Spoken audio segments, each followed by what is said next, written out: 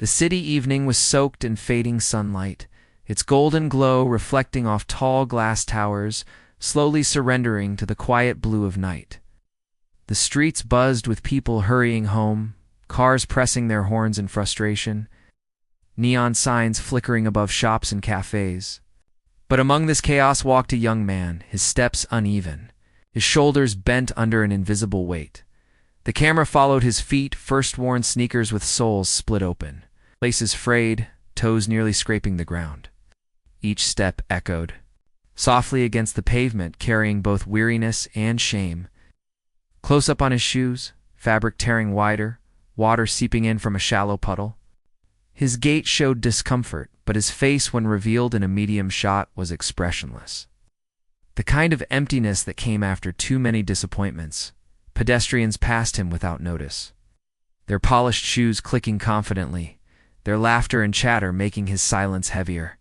The background blurred, focusing on his face in a close-up. Tired eyes, lips pressed together, sweat along his temple, though the night air was cool. He glanced down often, as though his shoes themselves were mocking him with every painful step. As he walked past a bakery, warm light spilled from the window, the smell of bread drifting out. He paused, staring for a moment, hunger flickering in his eyes, but he shook his head and kept moving. The camera lingered on his hand, gripping the paper-thin strap of a worn backpack knuckles tight, skin dry and cracked. A detail shot showed how even his hands told a story of struggle. Unseen by him from across the street, an older man watched, his face half hidden beneath the brim of a cap, his coat buttoned high against the evening chill.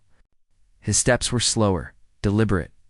A long close-up revealed the man's eyes, sharp, observing, yet softened with recognition. He didn't just see a boy in torn shoes, he saw a reflection of his own younger self. The young man's path wound through narrow side streets, dimly lit by old lamps.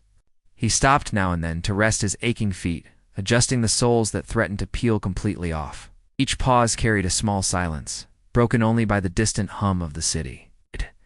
The sound design here was minimal footsteps, faint car horns, and the dragging scrape of torn shoes. A cut revealed the older man following at a distance. Careful, almost invisible. His hand touched the pocket of his coat where something heavy and wrapped lay hidden. He carried not suspicion, but intention. The tension built as the young man crossed a bridge. The city lights twinkling below in the river, he slowed, leaning on the railing, his breath visible in the cool night. The camera came close enough to catch the wetness in his eyes. A single tear he brushed away quickly with the back of his hand. His shoes dangled slightly above the ground as he shifted, revealing just how broken they were. Behind him, the older man finally stepped closer. His shadow stretched under the yellow glow of the streetlight. For a second it felt like suspense. Would this stranger cause harm? Would he speak at all? The young man straightened, preparing to move again, when a gentle voice broke the silence. "Son." The young man turned, startled. The camera lingered on his eyes, wide with suspicion. The old man smiled faintly, wrinkles folding gently at the corners of his face. He reached into his coat, slowly, carefully, then pulled out a shoebox. Old, but clean, tied with a simple string. "I was a cobbler." "Long ago," the man said softly, voice thick with both pride and sorrow. "I can't walk past feet that hurt." A pause. The young man blinked, unsure if he should accept. The camera moved close to his trembling hands as they reached forward, hesitant, then finally accepted the box. He opened it slowly. Inside lay a pair of sturdy leather shoes, polished yet modest, handmade with care. Close up, his fingertips grazing the smooth leather, expression breaking from guardedness into disbelief. The older man's gaze softened further, as though he'd just given away more than shoes, perhaps dignity. Perhaps hope. The music swelled gently here, soft piano, strings building warmth. The young man whispered, voice breaking, Why would you?" The older man only nodded. "Because once someone did the same for me." Tears rolled down the young man's cheeks. He bent slightly, clutching the shoes to his chest like they were life itself. The camera caught every detail, the wet shimmer in his eyes, the quiver of his lips, the trembling of his hands as they held the gift. Without another word, he knelt, slipping out of the ruined sneakers. His bare feet were blistered, red from long wear. The camera zoomed tight on the act of sliding into the new shoes, the relief visible immediately in his posture. His shoulders lifting, his face softening.